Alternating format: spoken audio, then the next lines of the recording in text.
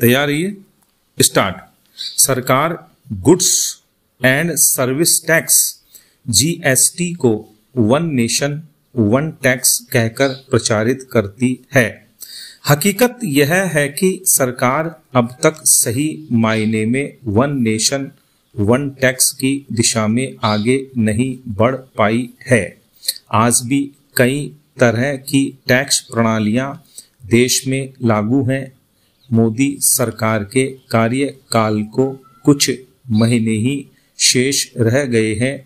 क्या सरकार वास्तविक वन नेशन वन टैक्स की दिशा में कोई कदम उठाएगी? यदि भारत में टैक्स संग्रहण के इतिहास को देखा जाए तो यह रामायण और महाभारत काल तक जाता है। रामायण और महाभारत काल दोनों में टैक्स वसूलने के उदाहरण दिए गए हैं। गोस्वामी तुलसीदास ने अप्रत्यक्ष कर संग्रहण की बात कही थी। उन्होंने इसके लिए सूर्य का उदाहरण दिया। सूर्य पृथ्वी से अनजाने में ही जल खींच लेता है और किसी को पता नहीं चलता, किंतु उसी इकट्ठा जल को बादल वर्षा के रूप में वापस करते हैं तो सभी लोग प्रसन्न होते हैं। पूर्व में भारत में राजा महाराजाओं से लेकर मुगलों तक टैक्स की वसूली लगान या अन्य रूपों से जनता से करते थे। आधुनिक टैक्स प्रणाली अंग्रेजों की देन है। यह बात सही है कि टैक्स वसूली सरकार का अधिकार है और टैक्स का पैसा सरकारी खजाने में जाता है।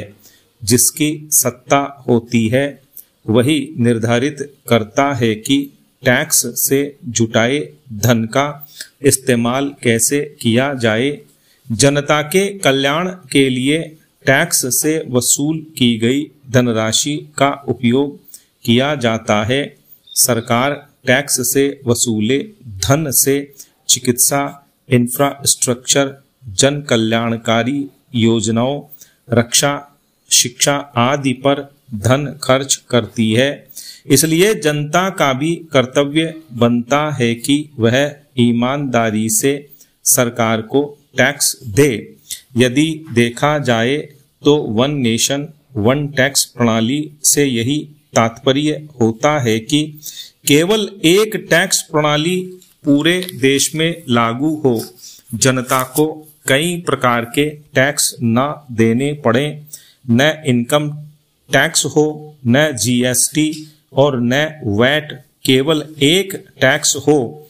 जब जीएसटी की अवधारणा देश में लागू करने की चर्चा थी तब यह कहा जा रहा था कि धीरे धीरे आयकर व अन्य करों को खत्म कर केवल एक्सपेंडिचर टैक्स के रूप में एक टैक्स लागू किया जाए जो वास्तविक रूप से वन नेशन वन टैक्स की अवधारणा को परिभाषित करता है। स्टॉप।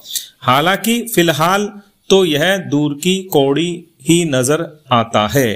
कुछ संस्थाओं ने पूर्व में बैंक ट्रांजैक्शन पर टैक्स लगाने का सुझाव दिया था और उनका कहना था कि सभी टैक्स खत्म करके सिर्फ बैंक ट्रांजैक्शन पर टैक्स लगा दिया जाए।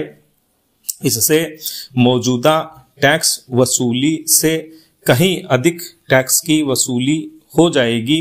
हालांकि सरकार ने इन सुझावों पर कोई प्रतिक्रिया नहीं दी। भले ही जीएसटी अधिकांश प्रोडक्ट्स पर लगा दिया गया हो, लेकिन पेट्रोल डीजल पर इसे लागू नहीं किया गया है। कई बार सुझाव आया है कि पेट्रोल डीजल को जीएसटी के दायरे में लाया जाए, लेकिन इस पर कभी आम सहमति नहीं बन पाई है।